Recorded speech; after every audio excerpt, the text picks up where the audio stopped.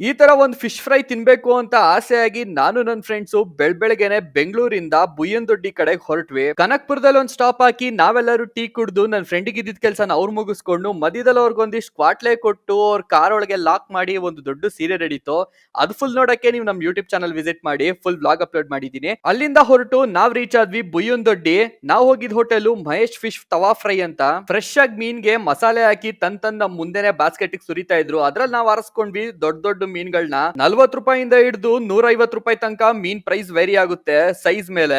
ಇಲ್ಲಿನ ಸ್ಪೆಷಾಲಿಟಿ ಏನು ಅಂದ್ರೆ ಅವ್ರು ಕೊಡೋ ಟೇಸ್ಟ್, ಆ ಟೇಸ್ಟ್ ಎಲ್ಲಿಂದ ಬರುತ್ತೆ ಅಂದ್ರೆ ಅವ್ರು ಹಾಕೋ ಮಸಾಲೆಯಿಂದ. ಫಸ್ಟ್ ಅರ್ಧ ಬೇಯಿಸ್ಬಿಟ್ಟು ಮೀನ್ನ ಅದ್ರ ಮೇಲೆ ಪೆಪ್ಪರ್ ಪುಡಿ ಉದುರಿಸಿ ಅದಾದ್ಮೇಲೆ ಅವ್ರದೇ ಒಂದು ಗ್ರೀನ್ ಚಟ್ನಿ ಹಾಕಿ ಕೊಡ್ತಾರೆ ಫ್ರೈ ಮಾಡಿ.